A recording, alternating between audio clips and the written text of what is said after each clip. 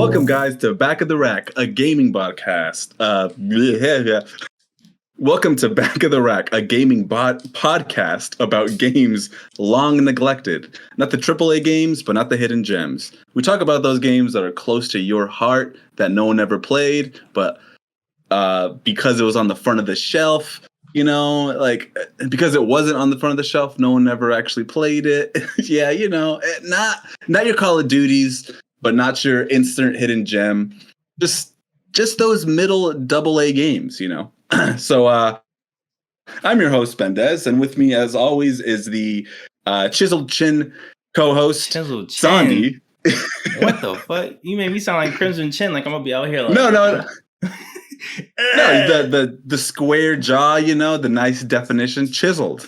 Yeah. You know, I'm not talking about like a butt chin or anything. I'm talking chiseled, like you grabbed the marble and just said bink and broke it and said fuck. Oh. You can find us wherever you listen to podcasts, like Apple Podcasts or Spotify. You can watch us on YouTube to get the full Back of the Rack experience like you are now. Sondi, how are you doing? I'm doing good. I'm doing really good. I'm hot. I'm excited. I just escaped hell. And now we got to talk about our experience there. This is very interesting. So you went to explore a couple of wedding venues, and you mentioned that it's going to be at a botanical garden. Whose decision was this? Why not like at a your church? Backyard? Yeah, you know, or at a church. Yeah, you know, like normal things. Listen, I spent my money on the ring. My job is done. So wherever the fuck she want to go. I get you. Like, there's a thing I've learned that I wasn't really prepared for this. Like, dudes, you know what I mean? You know what you want to do. You know what I mean? Like, you're like, yeah, you know, I'm gonna give her the ring, and you know, we get married and we have kids and we live our life happy. But you don't think about the details, you know what I'm saying? Like, women think about, like, the details. Like, so she's been playing in this shit since she was a little-ass girl. So I'm going to let her play in the shit she's been playing since a little-ass girl. I'm just where I got to stand, bro. Okay, cool. She has vision. Yeah, she has vision. I don't. Because if it was me, I would have went to the courthouse. We would have been married right now, and I'd been good, bro. But save my money and just went on a 5-week honeymoon. Yeah, I have a question. Just now that you're being, I guess you're engaged and everything. So my girlfriend does this a lot. And this is not really like a question about being married or anything, but it's a question about women in general. So does your girlfriend like to watch like those, what are they called?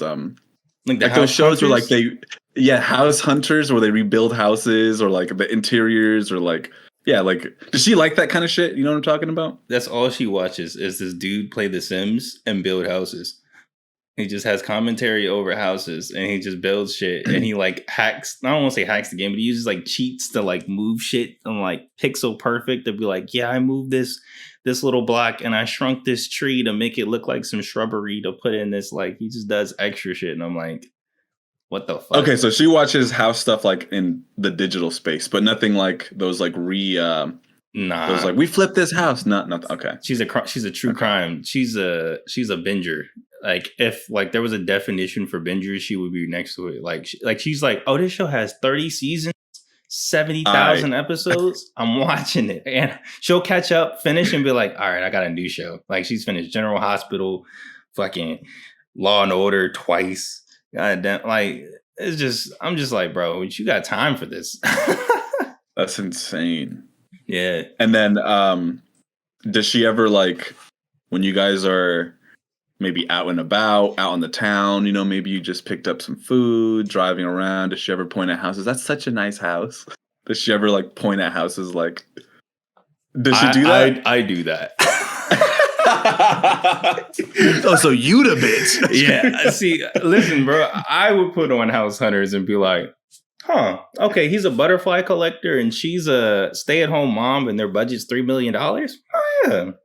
And I would just watch and be like, but that's a cool house, though. I like that. Right.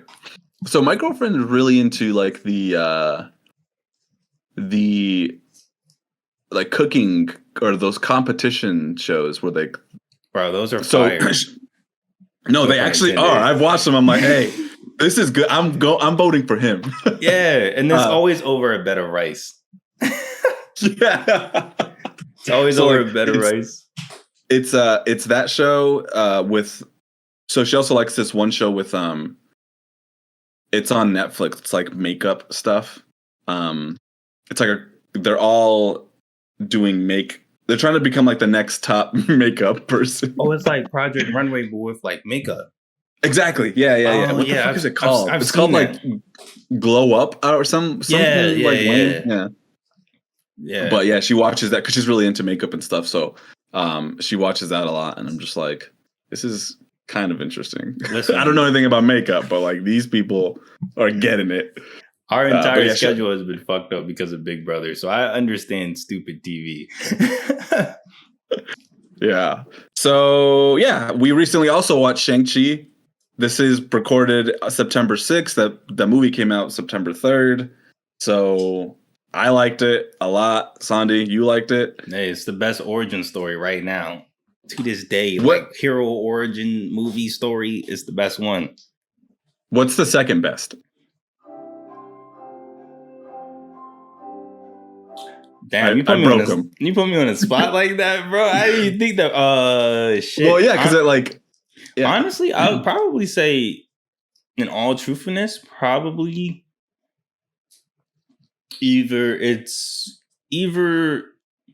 Spider-Man 1 or okay. If we're talking all no, just MCU. Just MCU? Yeah. Okay, then we just got to MCU. Ignore the other Spider-Man comment. I'm sorry about that. Yeah. Ant-Man.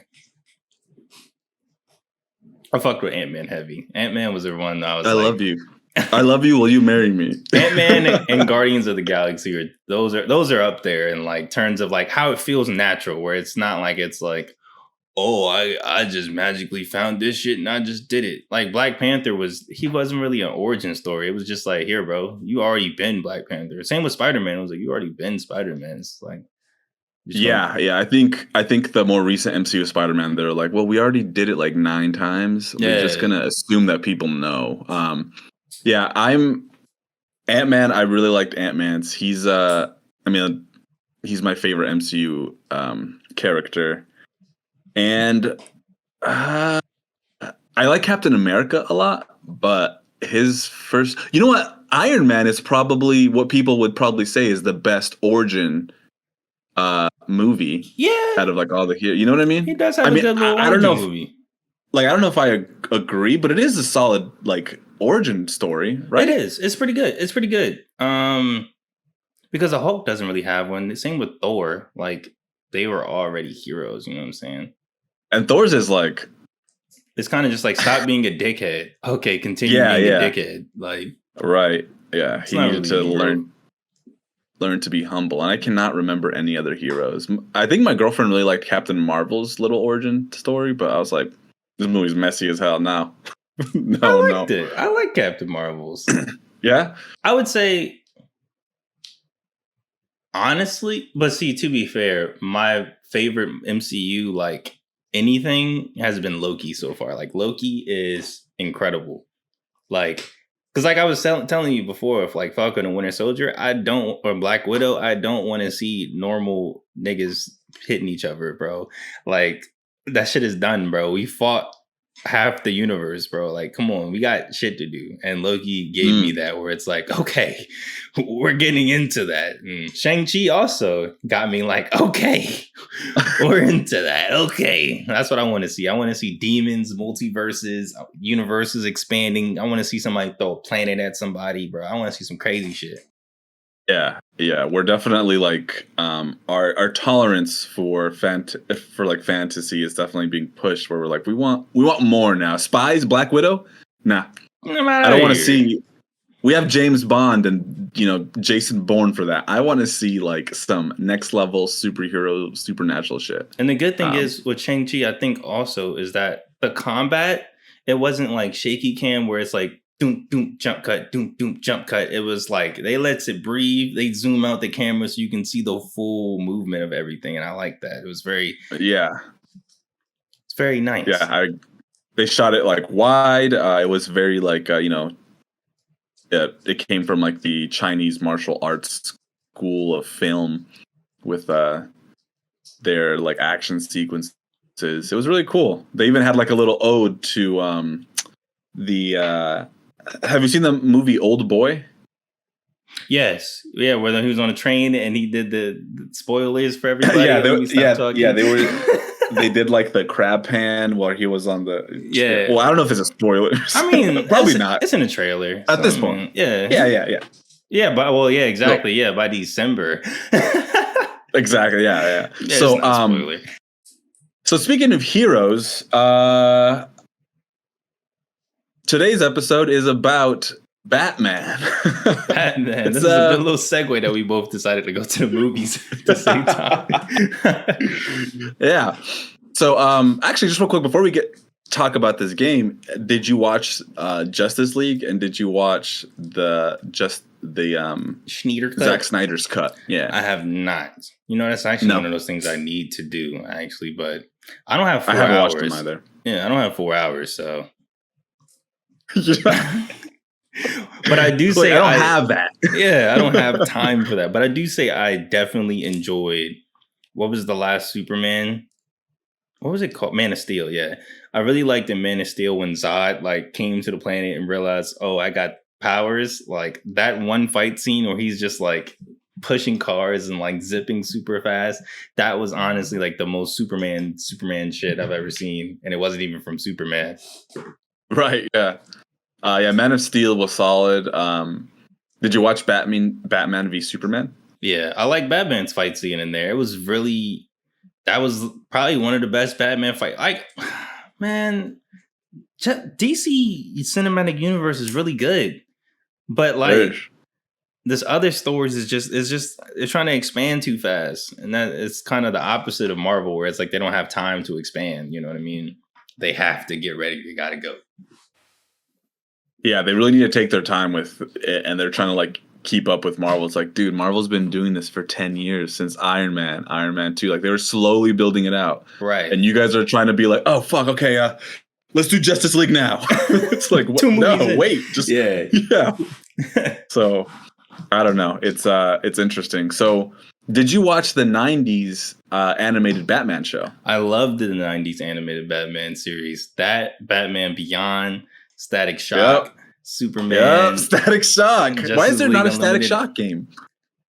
Yeah, why isn't there? Why isn't he in anything, bro? What's going on? Was he even like an actual? Did they make him for TV, or was he an actual like DC hero? He wasn't a DC until that was all just like crossovers, just because they was like the same animators and stuff like that. But so, like, yeah, Warner Bros. And stuff. Okay. Yeah, but like he officially became like a DC character. Like I think DC bought out like the people that had his comics, and they just was like, Black Lightning was Static Shock all along, or some shit. Like I don't know the origin. I just know that Black Lightning, Static Shock somehow are all the same person. Yeah, or same person, or all together, or something of the sort. Yeah. Well, that's good to know that you're also a '90s Batman fan. I don't know why. I kind of thought, I'm like, would he have watched that? Would he have been a fan? Yeah, that's good. It was like a moment where like that's all they, like, and like they would show that before they showed Toonami for a minute. Yeah, and I remember I would just watch it, just like, yeah, this is cool. I had that playing in the background when I was playing this game. Because I have HBO. Yeah, so Max. I was. Yeah, no. I actually own like some of the seasons. Not all of them, but some of them. Yeah. Go. Yeah. Yeah. Meanwhile, I gotta pay $80 a month to fucking watch it. Yeah. That's a no-go. So again, today's episode is about Batman: Rise of the Sin Tzu.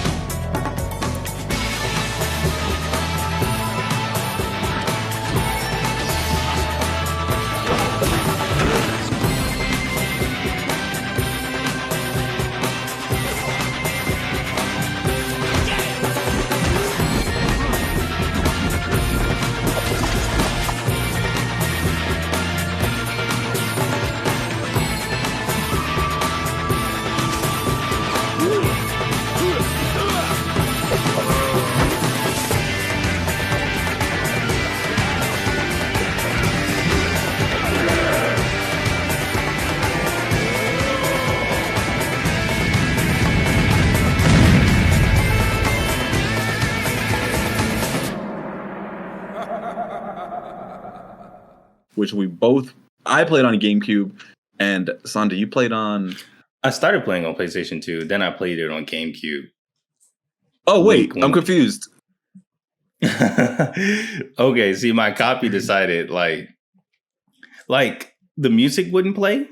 Like all I would hear was the sound effects, so I thought there was no music for a minute until I emulated it because it kept freezing. Like I would play it for like an hour and it would freeze, and I was like, "No, I can't have this happening."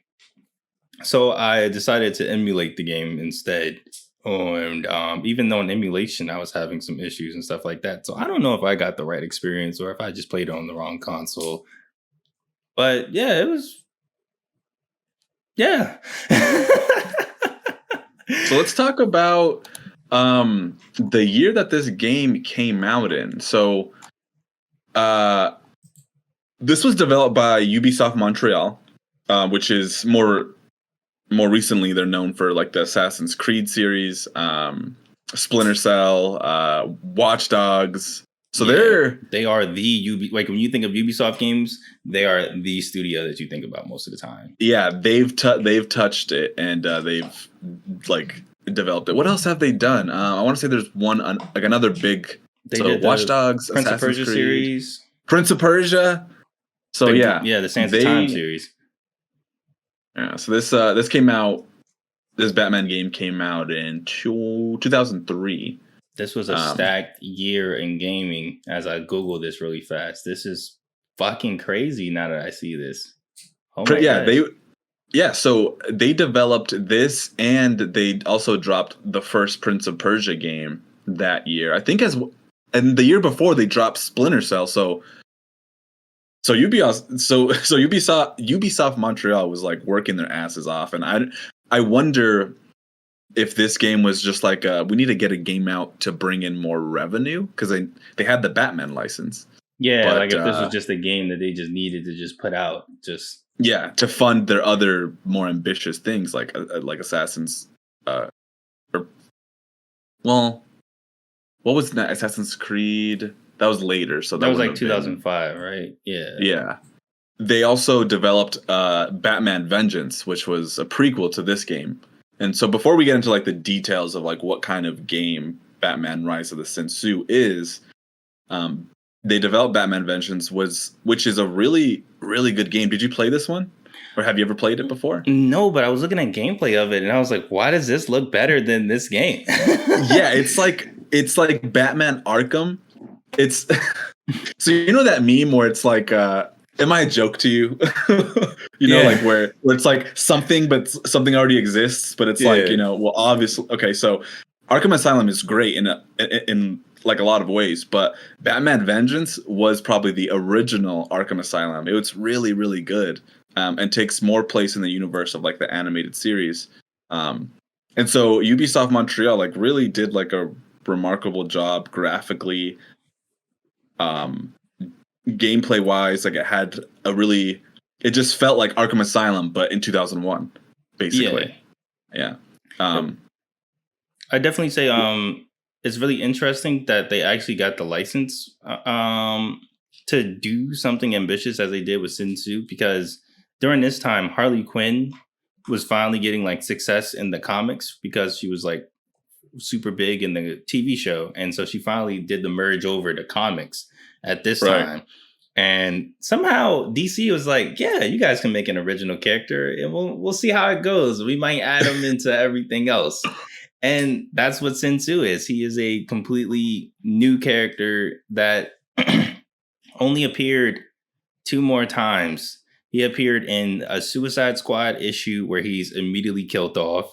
And he appears as a jobber for Talia al Ghul in the New 52 when they did the the rebirth, DC rebirth, stuff like that. So he appeared as like an underling in both of his new appearances in the comics since then. Yeah, this was also I don't know if I think I'm misremembering this, but I think that this was released alongside a new comic book.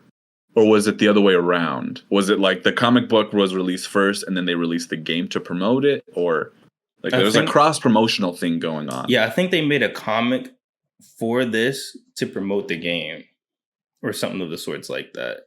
Yeah. Yeah, so I think they were concurrent because there is like a thing in the game that says, "Hey, want more? Go read the comic." It was definitely like a marketing thing for sure. Yeah, this is definitely a this whole push from game. DC. Don't ever say at the same time. No. Yeah, Sin Tzu, he's also voiced by Hiroyuki Tagawa, if you may know him as another popular villain. Well, Sin Tzu's not popular. Let me rephrase that. But you may know him better as Your Soul is Mine, Shang Tsung, in the Mortal Kombat movies, and more recently Mortal Kombat 11. And he also, fun fact, played Heihachi in the Tekken movies as well, too. Yeah. Oh, I did not know that. Same stature. Okay. He's not like super big Heihachi. He's just like, I'm Heihachi. Yeah.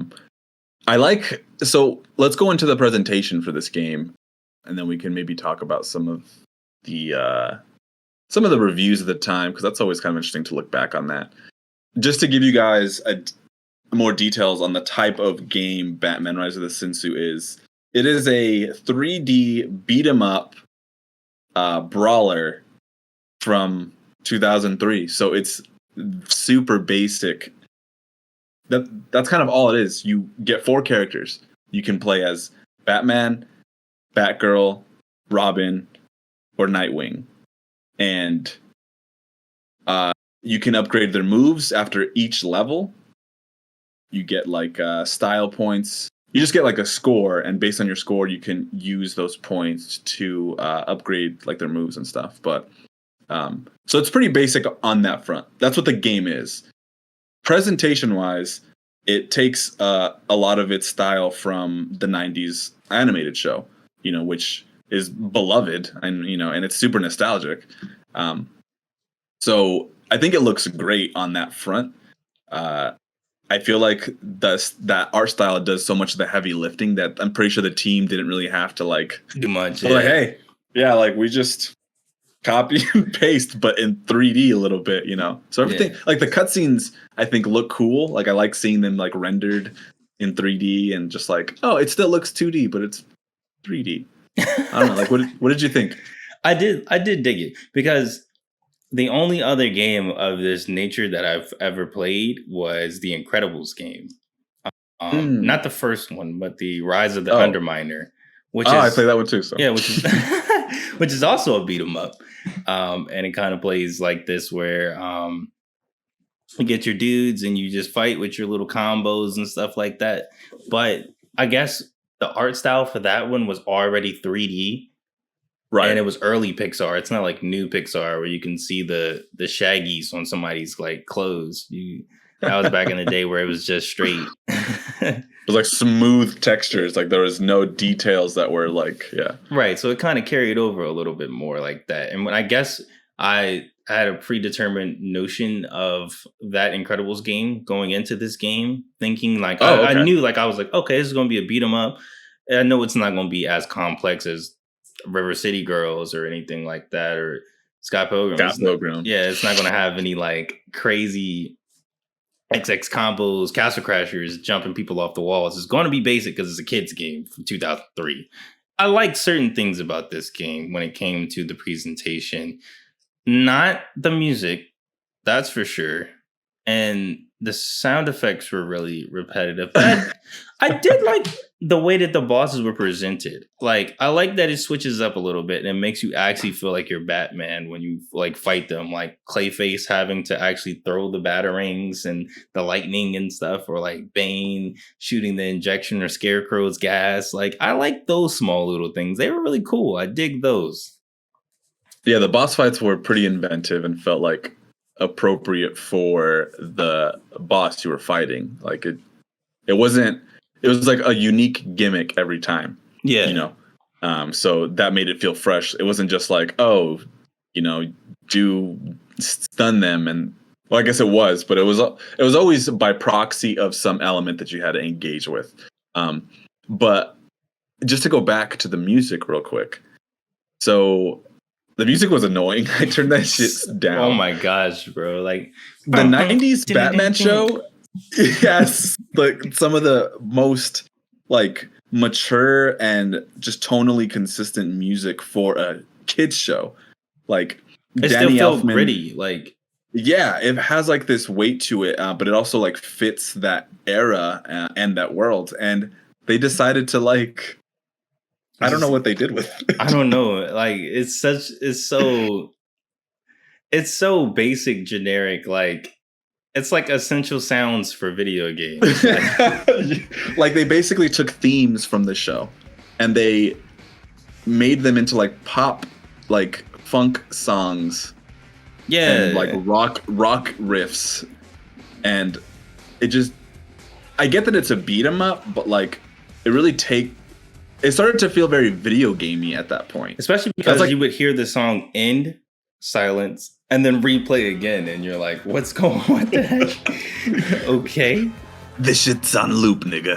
Yeah, and see, it was even weird for me when I was playing originally on PlayStation 2, because like when I first started, it would like play the music and then cut off. Like, and I would just be like, hello? I just hear nothing but sound effects. I was just like, okay, this is weird. I don't know if there's supposed to be music, but okay. Yeah. So it was pretty. So I just turned it off and I just like listened to like a podcast while I played. Yeah, it is. There's like some solid animation work here.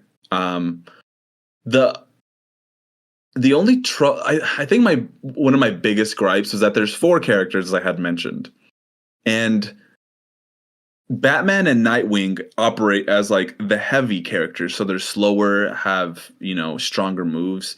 Batgirl and Robin operate as like the speedy characters, like the lightweight ones, so they are faster and they hit, and their hits aren't as impactful.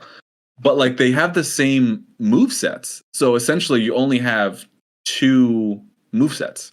You have like the heavy and then the light. And like they don't really have that many unique moves to them. Yeah. Which I felt like was a missed opportunity because like the game gets repetitive after some point, There was a point, I think, after Bane where I realized that you could chain combos. Because I was really just like XXXX. XXXX, XXXX for like a long time until I realized like AA, and then you have to pause and wait for the animation to get in the right spot to press the button to like do the extra moves and stuff like that. And when you unlock more moves, you can chain them together.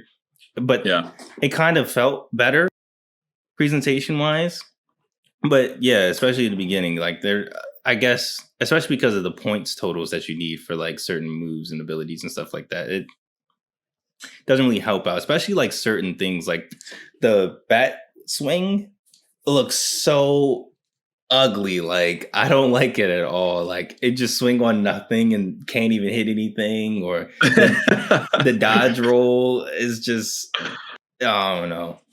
That the animation is like stiff in some parts, and that it's just not varied enough. So there was a bit to be desired there. Like, when you're playing the first couple levels, it's just XXX, or in my case, it was, BBB or AAA. And you get into a groove, it is a very basic beat 'em up, there's just, I didn't actually, let me go back a little bit here.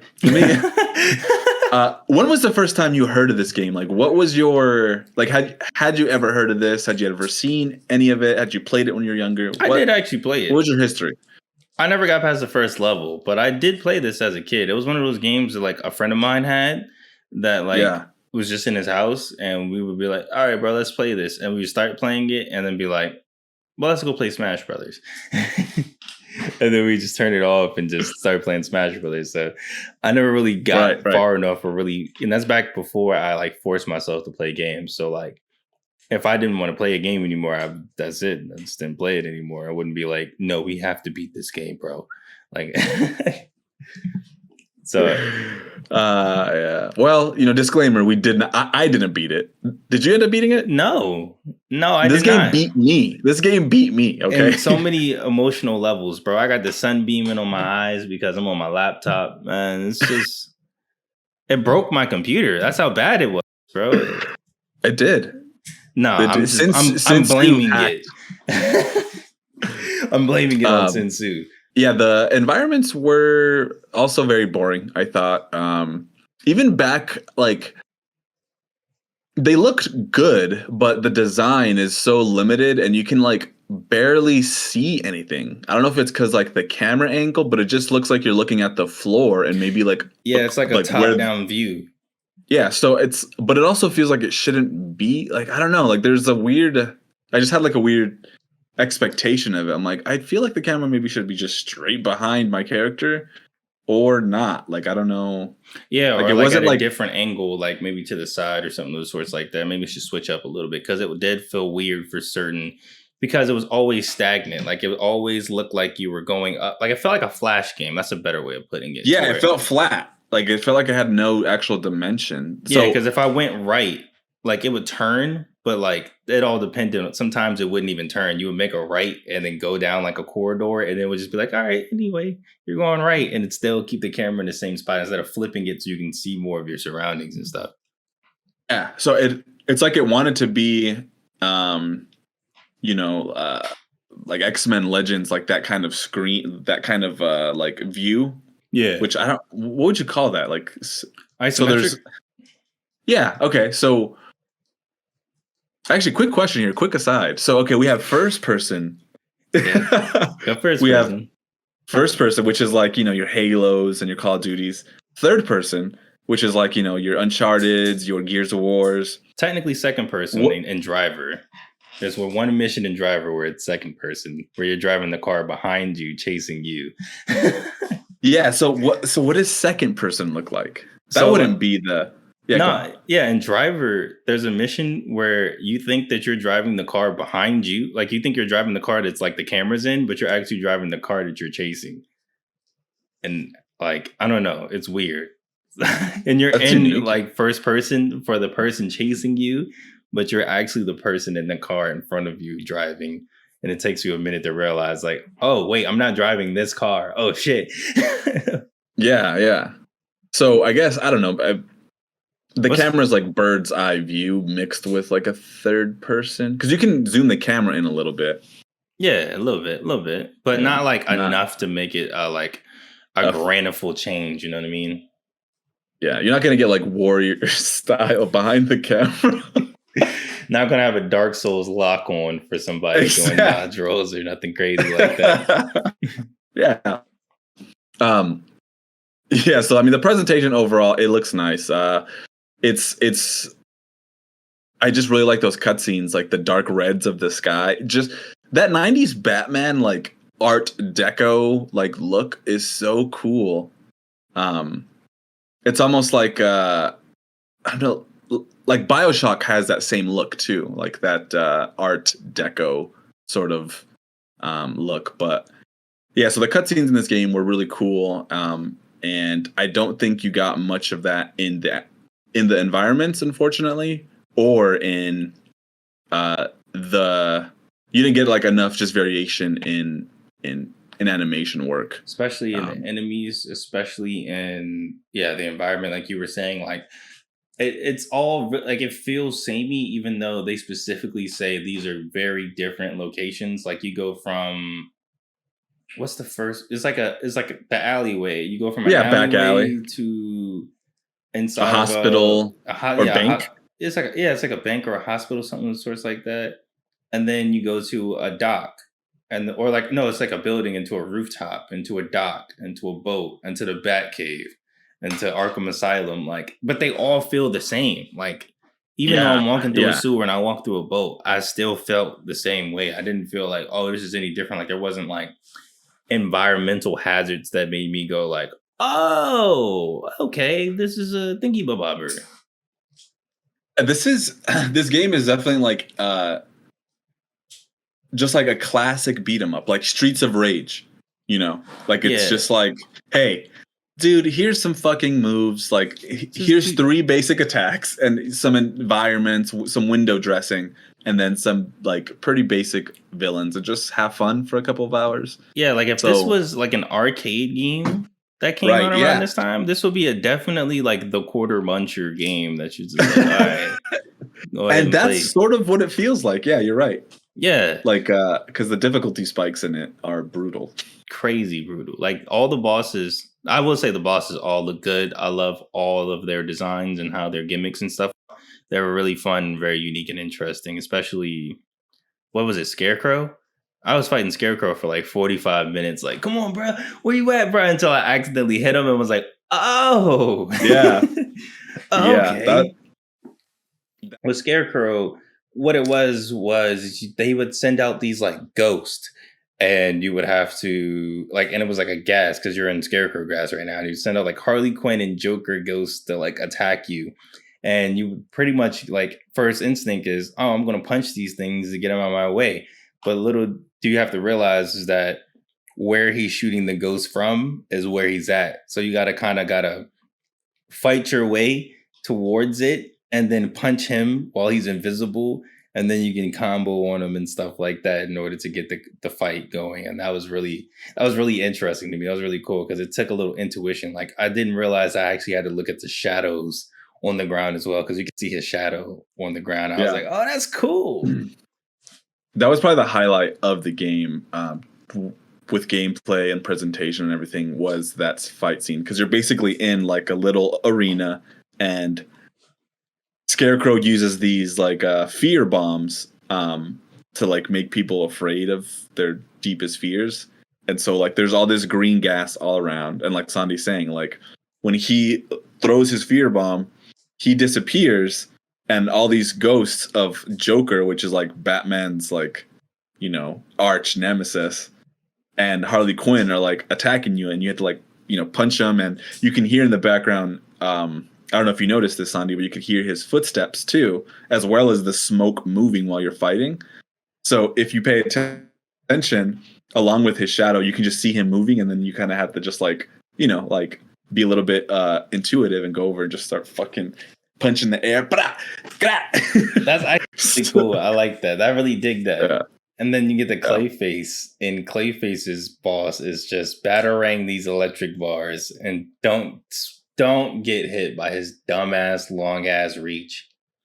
I got that one took me a little bit to figure out. I was like, what the fuck am I supposed to do? Yeah, you just keep getting kicked by him, and you're like, what the fuck am I supposed to do?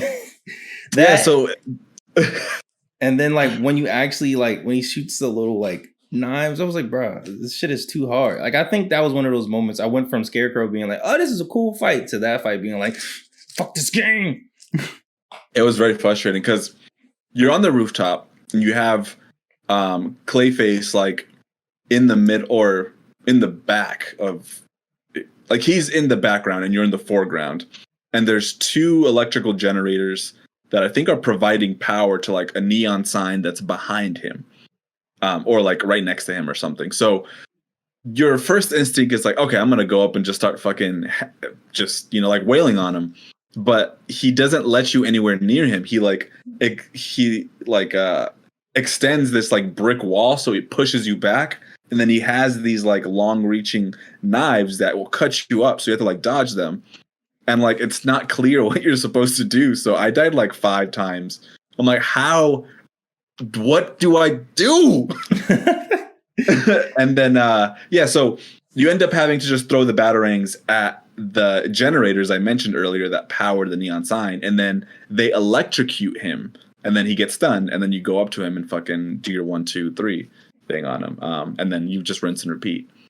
Yeah. And then Bane, his fight was, he actually had like a pretty simple fight, the first one, where you just had to dodge out of the way at the right time to attack him. And that one, it seemed easy until he juices up, and then he becomes Death's incarnate. And that should have been my first red flag that I should stop right here. Like, this is the end of the game. I should have stopped right here. This was the final boss. But I didn't listen. My heart told me stop, but my body is... No, so when I was fighting him, and you first beat him because he has 2 health bars. Right.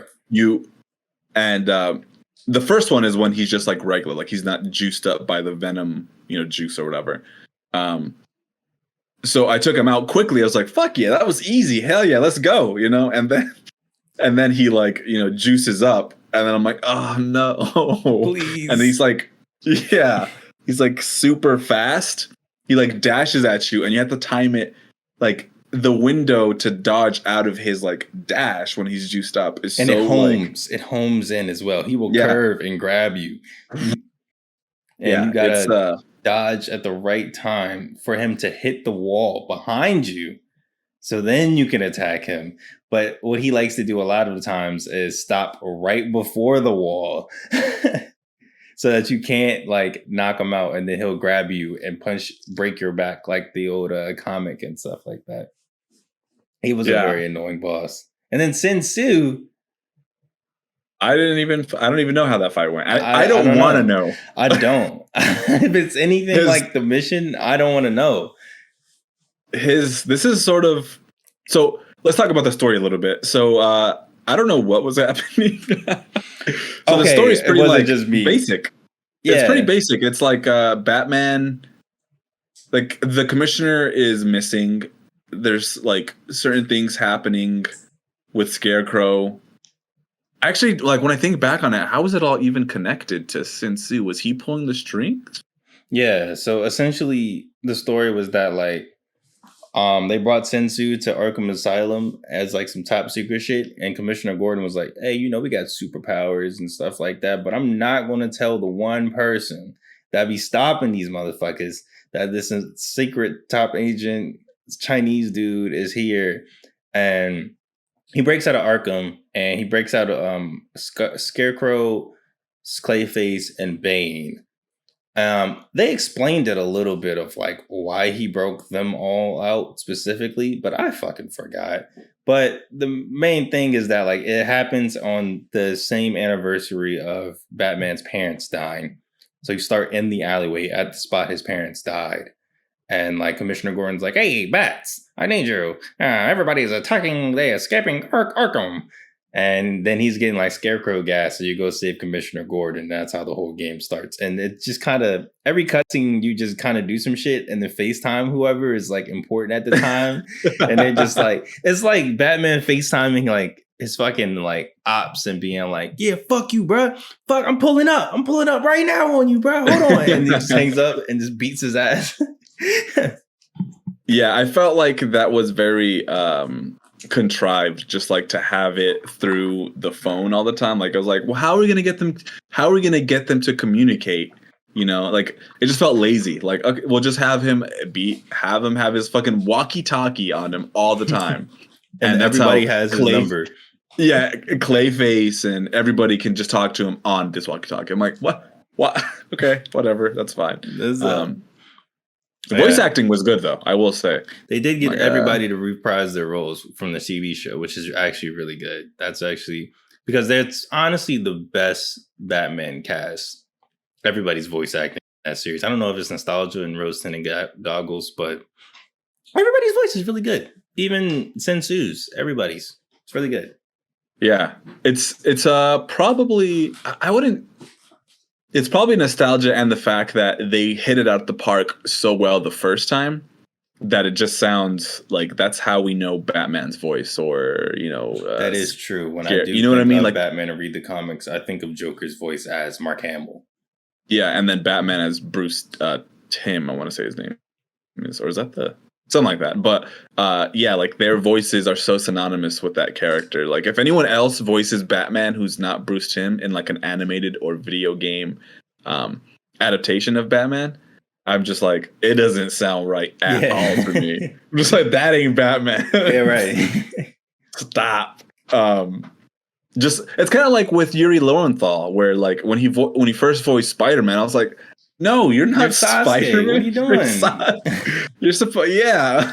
Or you're what's the dude name from Spectrum? You're Yolanda. You're Yolanda. What's the guy's name though? Fuck. Was it Roland?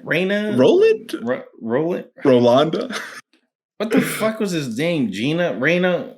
Ah, shit, bro. We remembered his name and not hers, and now we can't remember either. Her name was Gina. I know that. Yeah, it was. Yeah, we found out it was Gina, and his was Rainer. Was it Rainer? Roland? Why do I want to say Roland? I don't know, bro. Anyways, so yeah, Yuri Lowenthal did his voice, and Spider-Man's. But yeah, like with Batman, like you can't. I just feel like it's so hard for anyone else to do a Batman voice. In Arkham, in the Arkham games, it's Bruce Timm. Fuck, let me check to see if it's Bruce Timm. Is that? Hold on, let me put some respect on my Batman. Yeah, Bruce Timm's like some random guy. Not even voicing him. Let me see. Bruce Timm. Okay, no, Bruce Timm is the character designer of the animated series. Yeah, so he designed. Yeah, he has. God, his art style is so cool. So he did like the whole like DC animated universe, pretty much like Teen Titans and the Superman animated series, Batman animated series. Kevin Conroy. God, that's his name. That was completely off. Bruce. Well, okay, you were completely off. Bruce.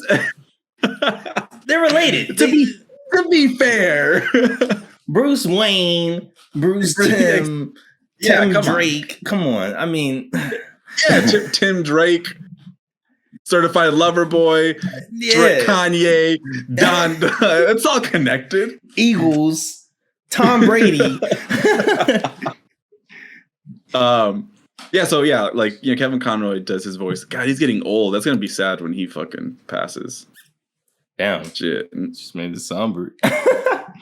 Sorry about that, guys. But gameplay wise, we've kind of broken down already in the presentation just now of how like the story goes and who you fight in what order and stuff like that. But essentially, gameplay wise, you land, you give your little speech going. I wonder what's going on in here. And then you go, you fight some dudes, and then most of the time you have an objective and a time limit where it's like, in this mission, you got to defuse 7 bombs, and you got to defuse each bomb in like 3 minutes or something of the sorts like that. So you got to beat all these guys up and get to the bomb and touch it or whatever to defuse it in like 3 minutes.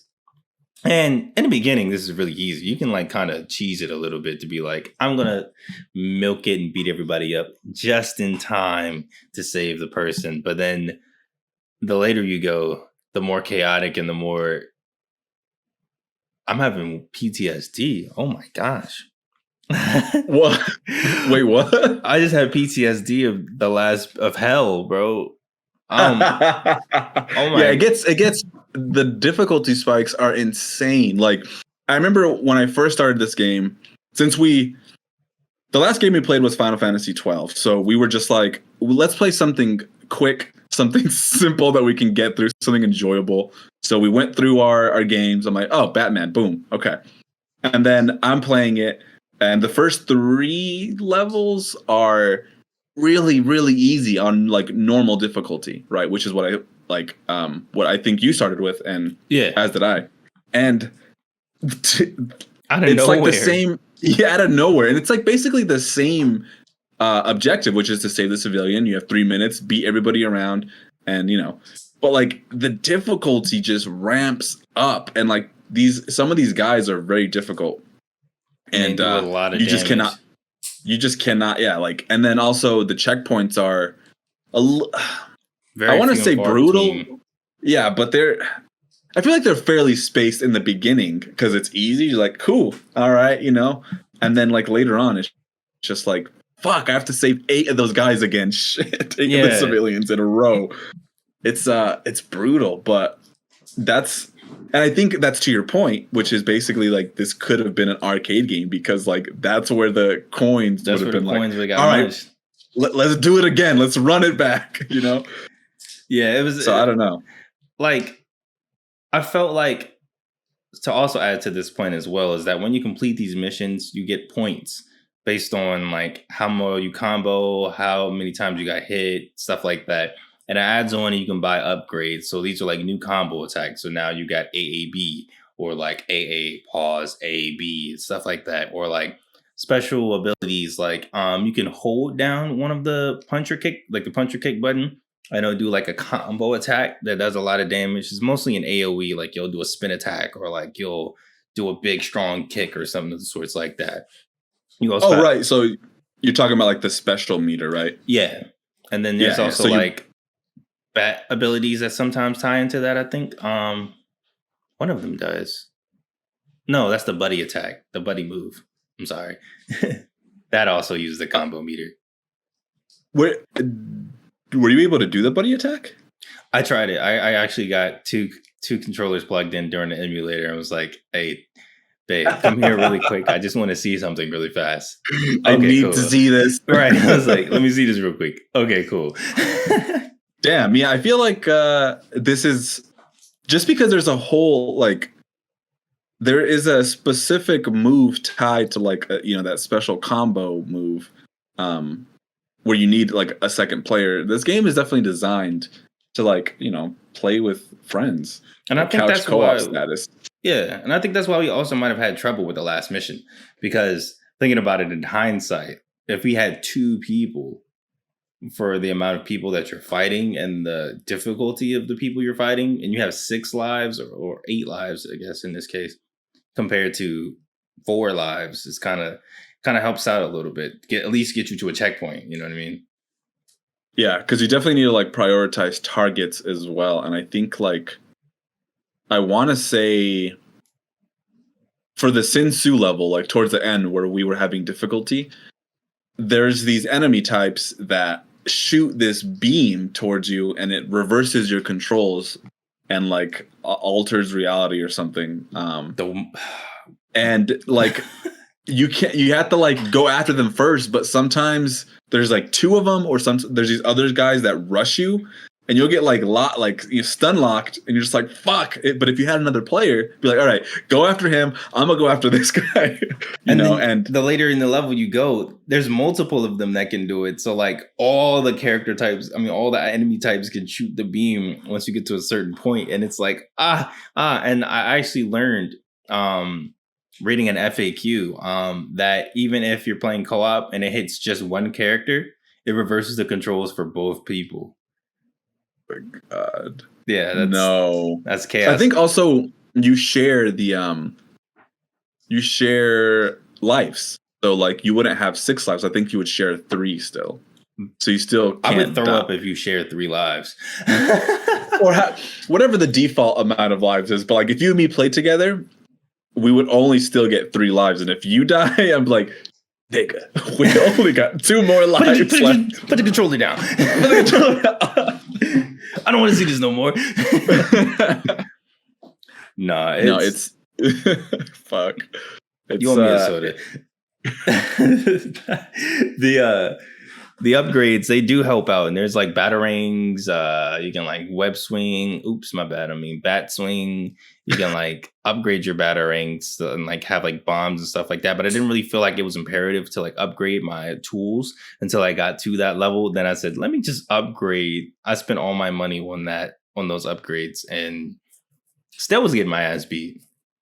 Yeah. So there's like the upgrade system that we talked about, and the progression of it is interesting because like you start off each level and you're graded on, like Sondi was saying, what style points, time left, how quickly you beat them, how much damage you've taken. So there's a lot of categories, and honestly it was really hard to get like a good amount of points. I felt like I just got the same score or the same amount of points every time. Which is like, I don't know, 17,000 or 17. Yeah, that's around the same amount that I was getting, and I thought I was doing good because I started doing like the chain combos and like dash attacks and stuff. And I'm like, oh yeah, I should get like 30,000 points. Yeah, I never did. I'm like, what the fuck? And it's like the moves are expensive, so you have to really like, okay, what do I need in this next level? Right? Because they're expensive. They're not like you have. Like you start off with your basic attacks, B, B, B, A, or XXX, square, square, square, whatever. and then you have your grab attack, and then you know have your special attack, which like Sondi was explaining, if you hold down whichever attack button, it's like an AoE, you know, essentially, and you can upgrade that to like a combo and then an AoE. So it's like, you know, pressing B 3 times and then you'll hold the last B in that sequence. But it really got you to think like, okay, what do I need? You know, and then once you get to the levels that are difficult, it's like, shit, did I fuck up? Should I have gotten the throw? Or should I have like the smoke pellet? Because you can't really go back and like, okay, I'm going to grind this out and get all the moves and then go back to this. It's like your decision, you're stuck with those, you know? So I don't know. It was. No, you're right. Because I think it was right after the Bane fight right before the Bane fight that I said, you know what, let me upgrade my Batarang, because I read the Ricochet one and I was like, that's actually really nice because the Batarang does stun them. That'll be nice. And I bought that one, and then I just was like, let me just get the electric upgrade too. And I was like, okay, this is really nice. It all adds up a little bit. Once you get like a good little flow of combos towards the end, it does actually feel good, dare I say, to fight. Well, yes. So that's another thing too. So while the combat's like might be a little bit repetitive and simple, it does feel good.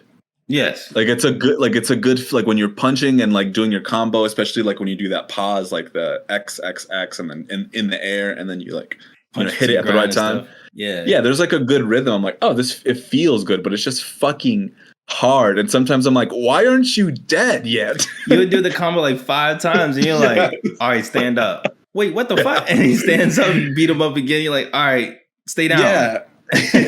And they don't. I'm like, why aren't you dead? Like they need. So only like the elite bosses had like a health bar above them. So everybody else like sometimes felt inconsistent. I'm like, okay, how come I can do that same move on the same guy 3 times, but on you I need to do it like 5 times? Like, right. I don't know. It was difficult. Yeah, but I started cheesing, trying to escape hell. I started cheesing and doing this one particular move. I think it was like kick, hold, kick, and then it was kick, pause, kick, and then the punch afterwards, and it would like one shot them on the final on hell, as I like to call it. And then you would just go through there and just beat them up. I would just do that for each person. And it just got so repetitive seeing that combo going through everything, because that was the only way I can beat them all in one combo, or else I would get fucked. I don't think this is definitely a game for, dare I say, kids. I mean, it's rated T, rated E for everyone. I don't know what it's rated. It's rated something for somebody. It's definitely like a pick up and play. Like anybody who's somewhat familiar with games, hey, we want to just pick up. You attack with this. Very simple, Yeah. But the difficulty spike at the end. I don't know if I beat this game as a kid. Honestly, I think I remember playing it a lot. This and TMNT. There was a couple brawlers that I remember like playing a lot on the GameCube, and the good ones. I don't think I ever fucking beat this shit. I think it was too hard. I still can't beat it as an adult.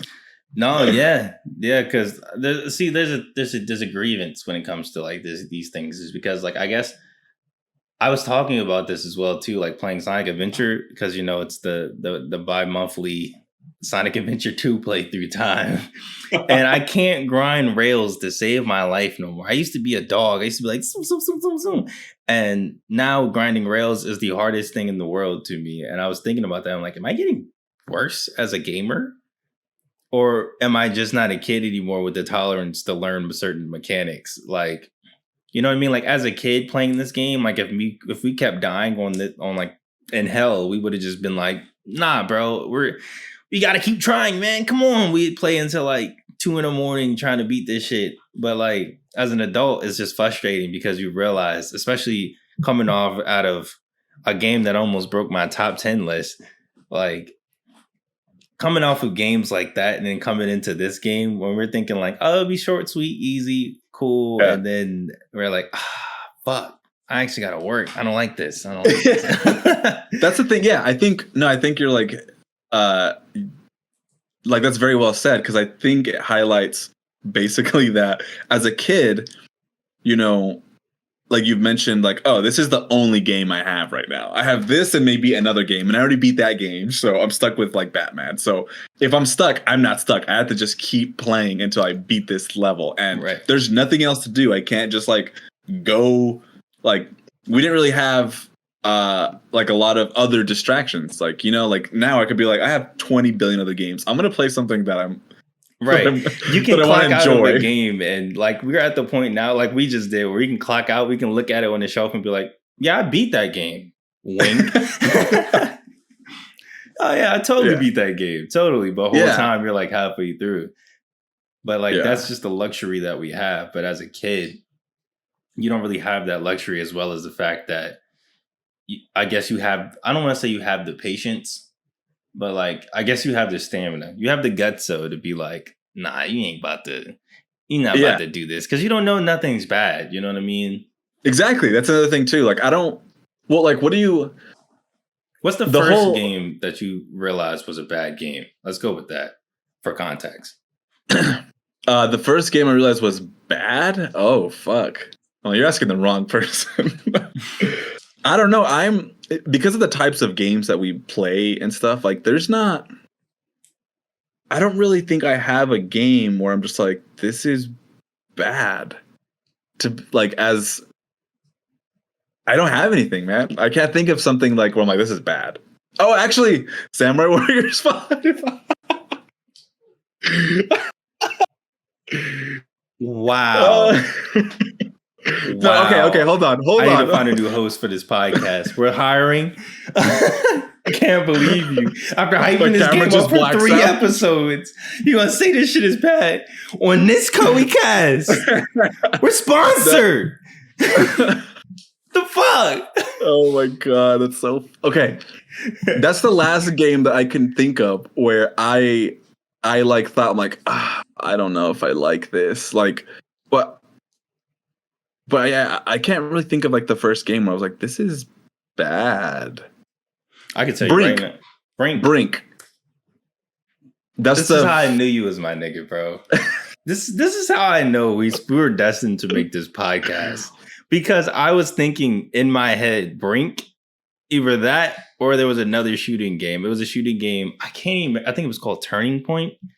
About what if the Nazis like invaded America and you play as like a construction dude that was working on. Oh yeah, Turning Point. Yeah. I played the demo a lot and was like, yeah, this is good. Yeah, this is good. Then I bought it and was like, yeah, this isn't good. But Brink was another one where I was like, yeah, nah, I don't know about this one, my boy. As far as first games, because that was like PS3 era. Brink was PS3 era. That was Turning Point, or like, you know, seventh generation era. Yeah, because see, I never really thought that a game was bad. Like Final Fantasy 12. Like when I played Final Fantasy 12, I knew this isn't me. So I'm just going to bring this back to Blockbusters and just say I tried it.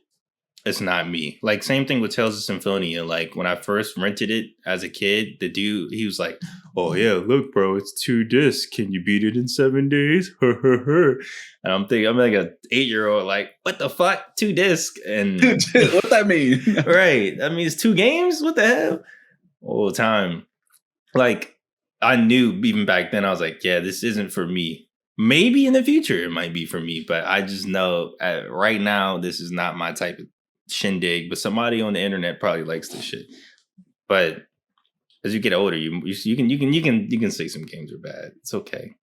Yeah, I think you're like tolerance and then patience and just like the design where it feels like it's like breaking you. You're just like, what the fuck? How like to be honest, I'm not a fan of things that are like timed. Like I don't like the aspect of this where it's like, here's a timer, do this in that specific amount of time. I've always hated that in games. Like if the bomb, like, okay, if the bomb sections were timed, cool, perfect, okay, right. That makes sense. Yeah. But, yeah, exactly. Things that make sense. Why are the civilians timed? Why, if I don't save a civilian in 5 minutes, are they going to fucking die and I get a game over? Like, why? Yeah. So yeah, I've just never been a fan of like time trials or things that test like how quickly you can do something. I don't know. I'm not like in racing games. There's always like beat your time. I'm like, no, I don't care. I won the race. I'm in, I was in first place. What are you talking about? Exactly. I'm in first place. I'm not gonna like how quickly I could cut this corner. Like, no, it's fine. Leave it. Yeah, and so like adding this element, which is basically all the game is you're timed from objective to objective, and which is the same objective, which is basically to. Well, actually, there's also the protect the gates or the doors in the Batcave. In that one mission. Yeah, so that was nice because it was like a switch up and it didn't like happen, like it didn't repeat it again. Right. Because that was kind of annoying, honestly, too. Because you had to run and they would start beating your ass and you'd be like, oh my gosh, please stop, guys. It's just, yeah, I'm only one person. I'm only one bat. I'm only one bat girl. So, yeah, Brink is probably the first bad game where I was like, this is bad. And I think it's because of Brink was one of the first games I remember where I was like privy to the hype train of it. I remember the trailer came now and like watching the character creator and like all the stuff that they were like showing, and I was like, oh, this is gonna be so good. And I played it and I was like, this feels gross. Yeah. And the gameplay modes were like limited to just online, and like that's not how it was sold. Like there's just so many things I was like, I don't know, because that was also back in the, like if Brink came out today, everybody would love it, but like it was just probably it was ahead of its time, and like so it felt bad back then because everybody expected. Like I remember working at Best Buy when Black Ops 3 came out, and the previous gen version had no story. It was just multiplayer and zombies. And I remember having to tell people like, hey, word up. If you're buying this version, just want to let you know it's no story. And they would be like, well, I don't want it then. And I was like, you want to play multiplayer anyway? Yeah. But it just, you know what I mean? Like, as back then during that time, people also wanted single player was still a thing. But like, if you try to bring now, who cares? They'd be like, oh, it's just another online shooter. Okay, cool. Well, I think that depends because like with Fortnite, right? That's like an online shooter, but it's free, right? So you don't really, so like the barrier to entry is like, well, it's free. It's online multiplayer. But I feel like if you're going to pay $60 for something, most people,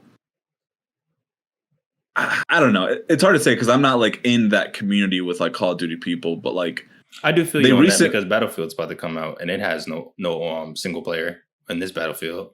Yeah, so you're like $60 for just to like give me a meaty like a campaign or something to go through, and then. But I mean, it feels more complete.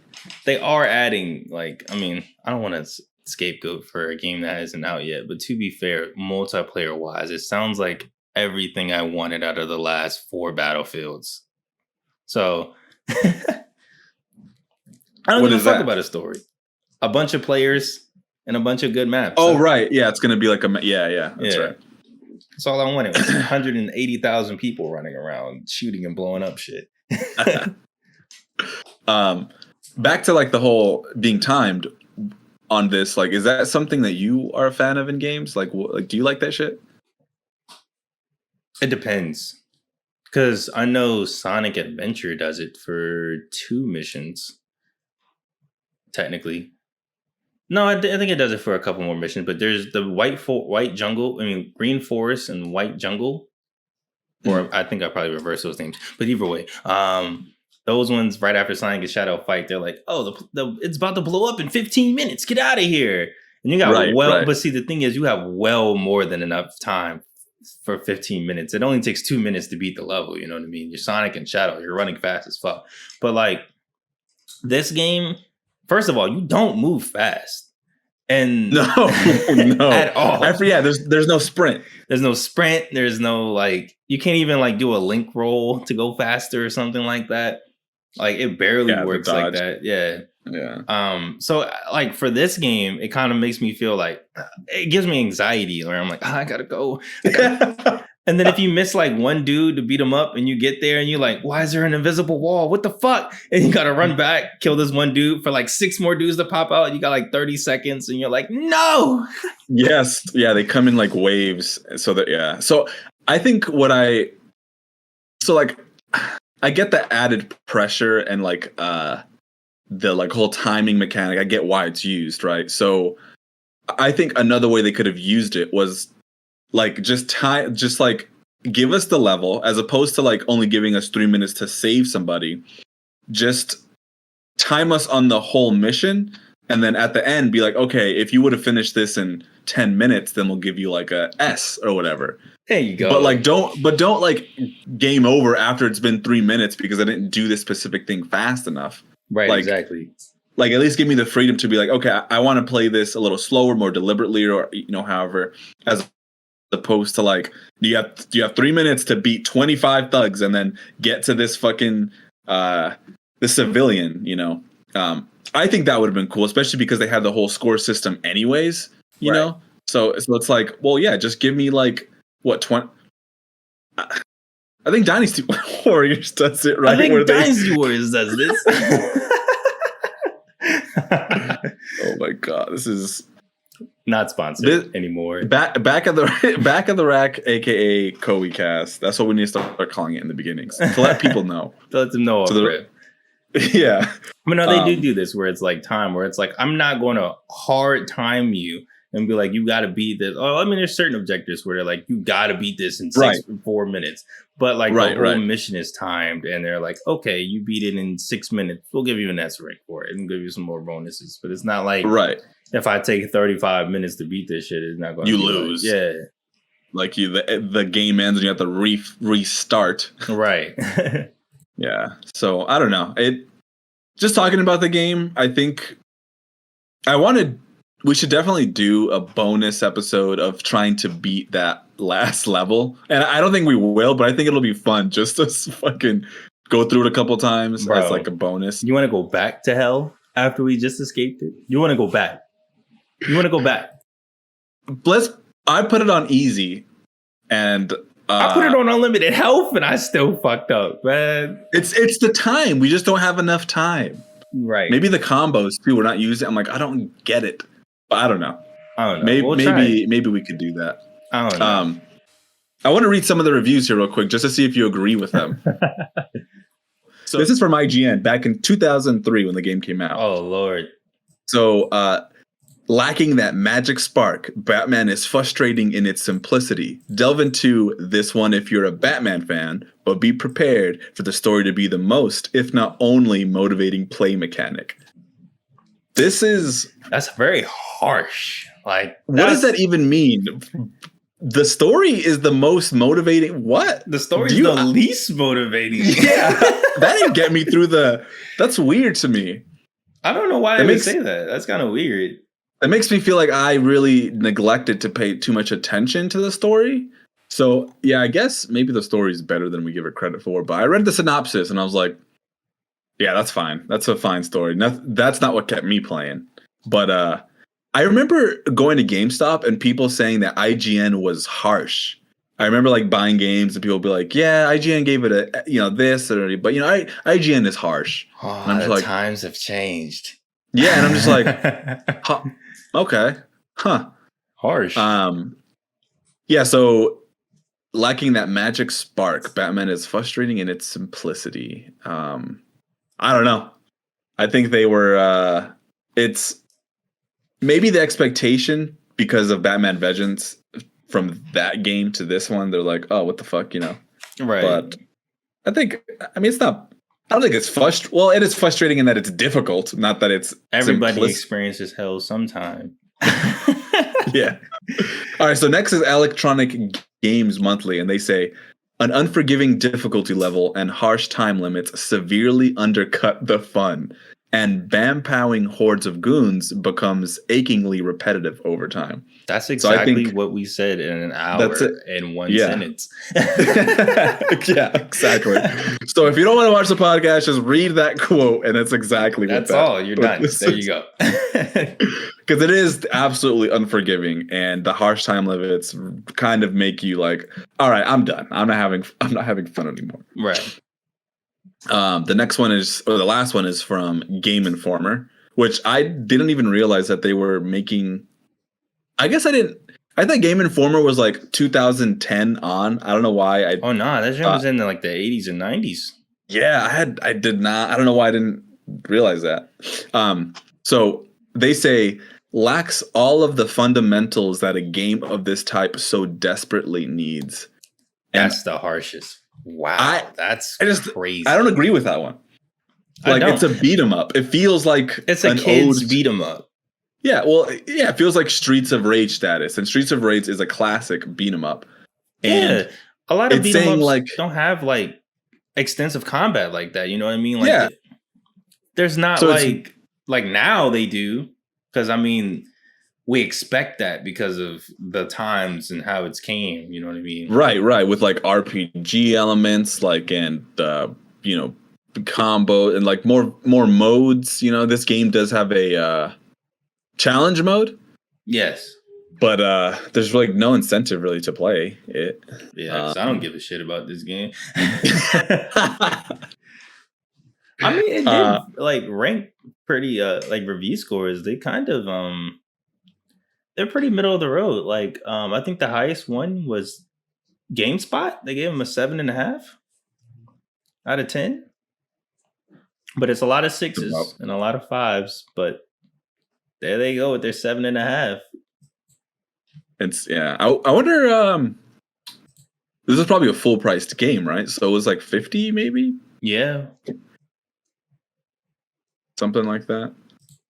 Can you imagine buying this brand new and coming home and be like, I can't fucking beat this fucking level?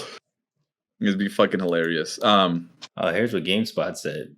The highest rated review. They said the simplicity of gameplay is one of its biggest strengths and one of its biggest weaknesses. It constantly slugging out with common street thugs for a few hours doesn't sound appealing. This probably isn't the game for you. But if you do enjoy straightforward, no nonsense action, this is the game for you. They made it in reviewer jargon. I just summed it up.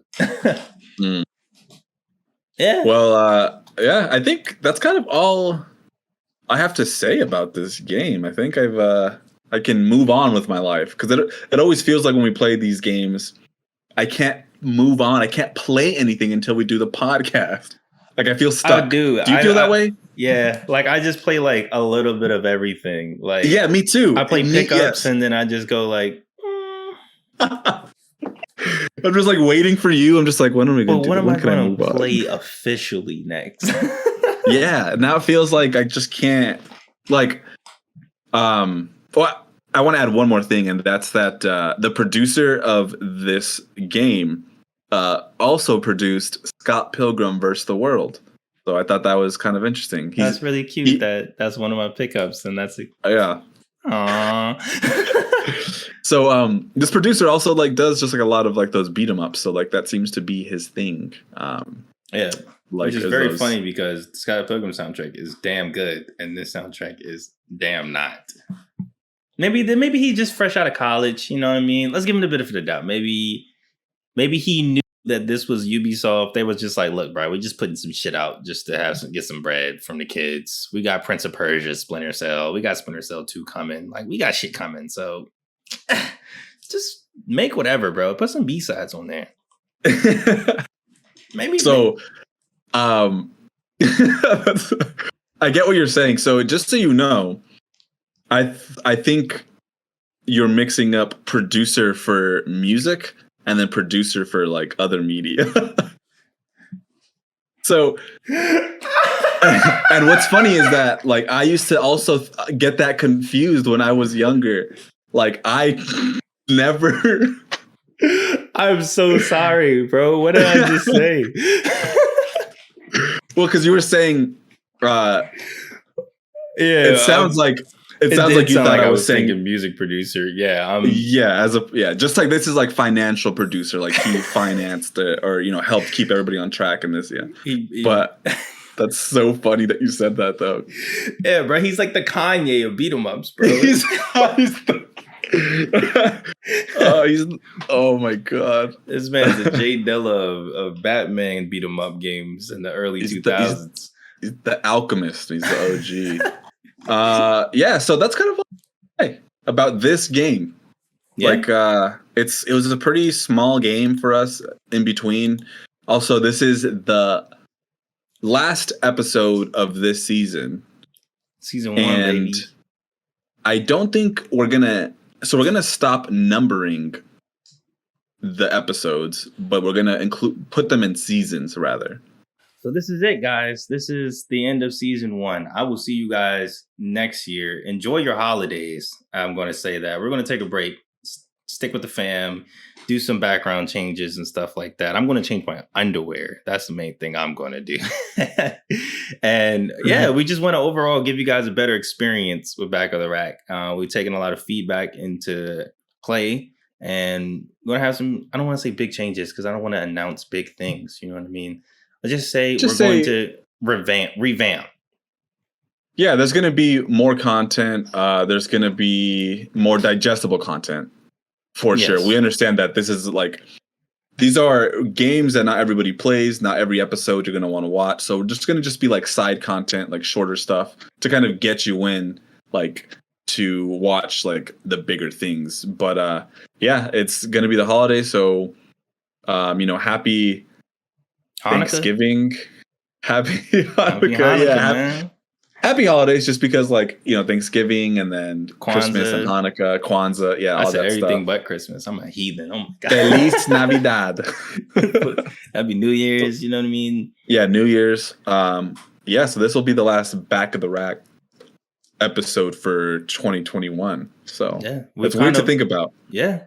That is kind of weird, but we've already spoiled what January is going to be. We've kind of said it on the slide, so it's so be excited for that. And then, then I think, Sondi, you should probably announce your channel thing, what you're doing. Oh, yeah, that's another announce thing. That shit. That's another deal. reason why we're taking a month off to focus and move everything. It's because I'm moving everything to the channel. I'm merging everything over because if you guys don't know, or if you guys watch my channel anyway, I play games like in my collection, and my whole collection is essentially this podcast. Like literally these fucking pickups. Like I pick up shit specifically to go, what is this? So I already make videos, kind of sort of like scripted versions of the podcast. Like I literally did that for Second Sight.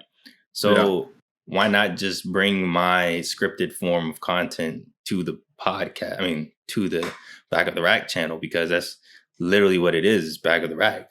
That's what I do. Like if you go to my channel right now and you look at all the games I cover, you'll be like, what the fuck?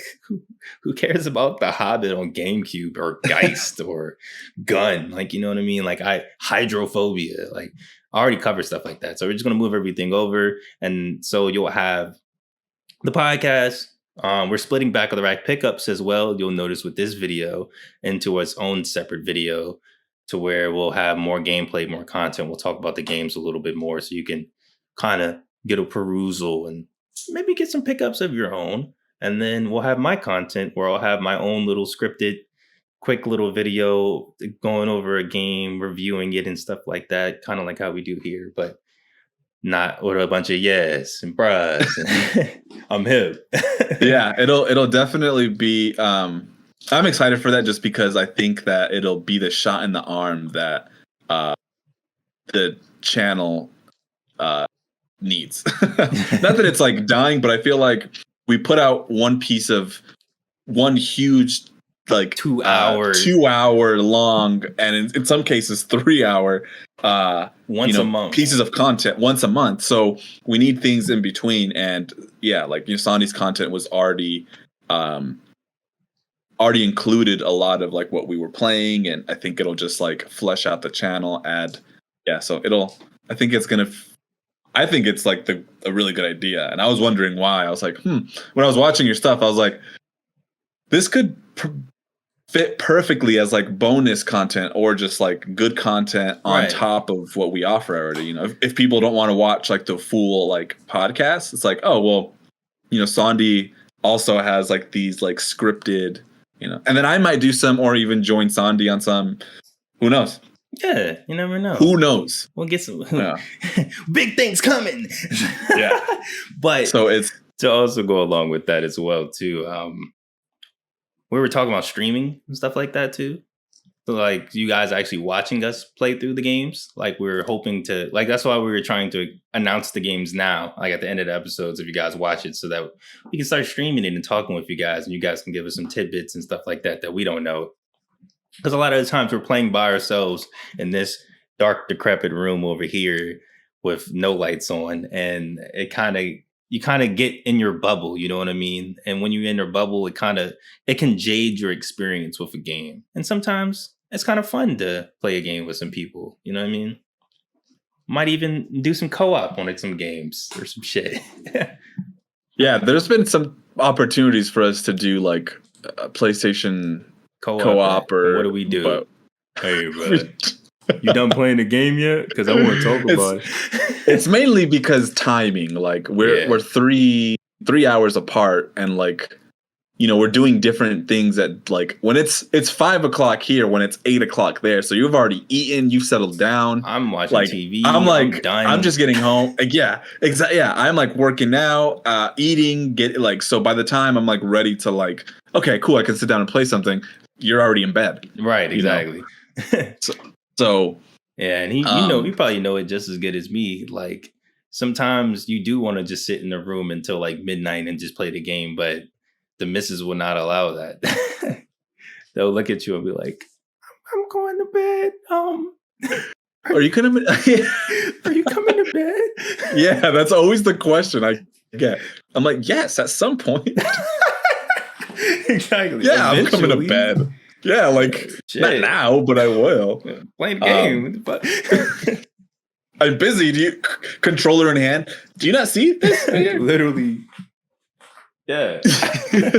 Yeah, I'm coming to bed soon. But it's always like the passive aggressive way to say like you need to come to bed. Are you coming to bed? It's pretty much get in the fucking bed right now. Yeah, exactly. Yeah, so that's going to be exciting, and that'll be next year's thing. We're also going to we're probably going to do an Instagram, start an Instagram channel or account. Yeah, we don't have to plug we'll make an Instagram. I'm not making a Twitter, honestly, bro. I was trying to convince my girlfriend. I'm like, can you just make a Twitter for us and run it, please? Literally begging her. I'm like, if I created an Instagram and a Twitter account, could you just run them, please? All you have to do is like just post pictures of the games that we just bought or like clips. Like I'll make the clips. You just have to like market it or whatever and just put it on there. Like it's just too much to manage. Yeah. She's like, I don't know what to do. I don't really know what I would say. I'm just like, oh my God. Please. Yeah, see, that's the same thing I thought where I was like, bro, I'm good on just my Twitter, bro. Yeah. Yeah, fuck that shit. Yeah, I guess for now we'll just keep we'll just have an Instagram for it, and then on Twitter we'll just, you know, market our stuff from there. Tell your homies.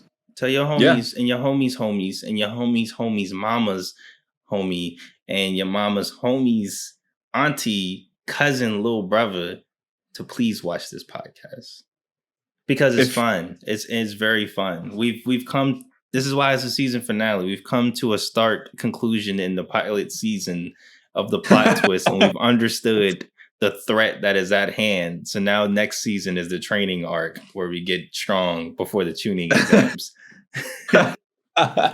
We've set the groundwork, I think, for a really cool thing, and this is like a collector's podcast. You know, like. Back of the rack pickups, all these games like are for people, and I know there's a shit ton of you that just buy random games and are like, what is this? Like, let me play it. So like, it's even worse when you get like we're just really collecting like PS2 up, like a little bit of PS1. I know you had your little PS1 binge for a couple episodes, but like when you go PS1, Nintendo 64 down, like all that down, it gets back of the rack already. Well, PS1 games are more expensive, so I'm always just like, yeah, so I'm the same way. So it's hard to buy some of the, especially all the stuff that I actually want, because I think I'm a more deliberate collector than you are. Like you'll just you picked up Haven and Mad Maestro. I pick up stuff I pick up stuff that I look at the cover and I go, that's probably cool. And I just cop it. And then if I don't like it, I'll be like, all right. Like, for example, fucking Dragon Tales on PlayStation 1. Dragon Tales. It's almost time for Dragon Tales. So take my hand, hold my heart, or something like that, right? Yeah, like I'm not playing this shit, but it's Dragon Tales. So I mean, fuck, like, yeah, it's Dragon Tales, man. I don't even know what the name of the dragons were. What was their names? I don't know. I know Zack and Wheezy. There was a triple OG Zack and Wheezy, but that's it. I don't know nobody else. Oh yeah, I have no clue. But yeah, so you definitely buy more just more games in general. I think I'm a little bit more deliberate. But see, and just because I don't have the funds. See, and that's the opposite. See, you're a quality over quantity guy. I'm a quantity over quality guy. That's what it is. But I do like this whole thing you're saying, where it's like you're gonna be a game store, you know, in your room. You'll be like, oh shit, I forgot I bought this, or I have this. Let's fucking I kind of want that too. I just don't have the fucking space. Yeah, that shit. Yeah, that is very true. Like I've gotten to a point, you can kind of see it, where I've had to, like, my GameCubes, I had to like put them sideways, and then same thing with the PlayStation 2s and PlayStation 1s, and like even some of the PlayStation 2s, like it's and the Wii, it's kind of getting to a point where it's like it's getting crazy, and I don't have the space for it. Like I have to get a third shelf, but I'm like, nah, man. Yeah. So. I mean, I could buy, like, I bought these off of Amazon, so I could buy like more shelves to put on there to, like, you know what I mean? So it won't be as high. But ain't nobody got no goddamn time for that, bro. I don't know what else that you could do. Because I mean, I could like move it up a shelf and then add a shelf or two, and then I can have like 2 more shelves of like games. Yeah, technically on like both of them, but that's too much work. And your game collection looks like my Blu-ray collection. Oh, I have a fat ass Blu-ray collection. You don't want to see my shit is literally in like a box like this. Like I have these boxes. It's just full of Blu-rays downstairs. Oh, really? Yeah. Fat PS2s for no reason. Damn. I still want to get an OG PS2. Like, playing it on PS3 is fine and serviceable, but there is like, you know, like just like that thing you sent me with the glitches. Yeah. A what? Just don't get a Roomba if you get a fat PS2. That's what broke mine. Like I would have been perfectly okay. Like I wouldn't have 3 PS2s right now. I got a fat PS2, and then I had a Roomba. Like we have a Roomba back in the apartment, and I just had it on the floor because we didn't really have like the space for it. So I had it on the floor, and it the Roomba, I didn't peep it until later. It like I had it still plugged on, so I kept hitting the eject button to open the thing, and then it would just like right into the disc tray. And damn. Yeah, I had Budokai on PlayStation 2, and it broke the disc and the disc tray. And I was like, holy shit. Yeah. So that's one aggressive Roomba. Holy shit. So I don't fuck with Roombas. I don't fuck with fat PS2s. So I sued Roomba, and I'm currently in that's why they have my initials on the bottom of Roombas. So yeah, just to shout this all out for you guys. Like always, please like, subscribe, comment, share this with your homies. Share this, please. We need more people to see this. I think that's the biggest thing. Yeah, like we're not getting enough eyes on this. Yeah, come hang out with your boys. I was thinking about doing some like YouTube premieres or something like that, and like chatting over the podcast and stuff in the chat with people. That would be fun. That'd be fun as hell. That'd be a fun little extravaganza. Yeah. So, yeah. Yeah. Yeah. Yeah. We don't have an outro, bro. We wrote this. Okay, I'm spoiling trade secrets. We wrote this whole fucking intro, right? That's why it sounded so cool. And we didn't write nothing for the outro. We're just unprepared. But yeah, don't worry. Season 2, we'll clean our act up. All right, guys. Jesus Christ. We'll be official, guys. Get out of here. Fade us out. Take us away. Yeah. Have the cool music play. Then it goes into the boom, boom. I like how it looks like we have no rhythm when you know damn well we both do. I'm gonna do the worm. All right.